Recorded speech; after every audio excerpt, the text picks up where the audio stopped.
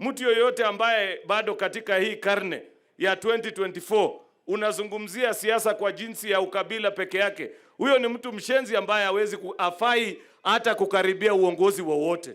Sababu Wakenya wamejipanga. Siku hizi Wakenya wanaoana, wanafanya biashara, wanatembeleana bila kujali hata hiyo maneno ya ukabila na kusema wewe ni wa jamii gani. Hasa wewe itawezekanaje ati kiongozi, mtu umekuwa minister, umekuwa mbunge, ati unaita mkutano ya kusema hii mkutano ni ya jamii fulani peke yake? Hiyo ni maneno ambaye tusiruhusu katika taifa letu. Hawa ni watu ambao wanauza chuki, wanauza uzembe na wameishiwa na mawazo, ndio maana wanataka kugawagawa. Mimi nasema I believe in Project Kenya, one in undivided nation that we can all prosper together. Yaani nchi ambaye sisi wote tunanawiri kwa kipamoja. Unajua kuna hii mambo ya finance bill ambaye inazungumziwa. Lazima pia tujichunge kidogo. Sababu kuna watu ambao wamefanya tabia yao ni kutetea tu wale ambao wako na pesa, lakini hawamfikiri mwananchi wa kawaida.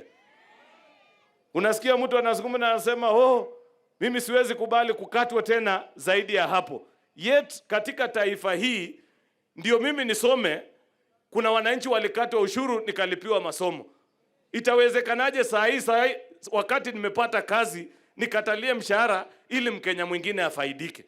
Hiyo ni vizuri kweli? Ya pili, hata hii mazungumzo ya mkate, waja niulize tu, pengine sijui. Wangapi wenu hapa leo asubuhi walienda kwa duka wakanunua mkate? Hebu weka mkono juu. Weka mkono juu. Weka mkono juu. Sababu tunafanyiwa kesi ya mkate. Wacha niwaelezee.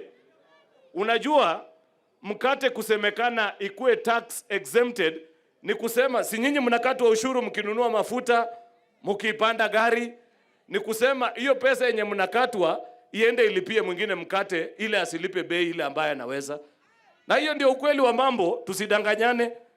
Any tax exemption means that there are Kenyans who are benefiting at the expense of the majority who don't have a voice to say.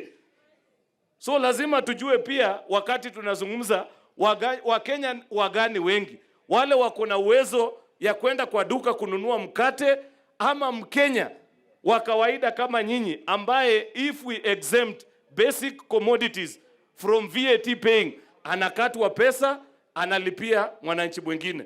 Therefore, this tax conversation is not sincere without taking into consideration Kenya as a republic and those who have ability to pay and those who don't have ability. Lazima tuhakikishe kwamba policies zile serikali inaleta ni policy ambaye inamsaidia mwananchi wa kawaida, gharama ya maisha yake iweze kushuka wapi? Chini. Na hiyo ndio hakikisho.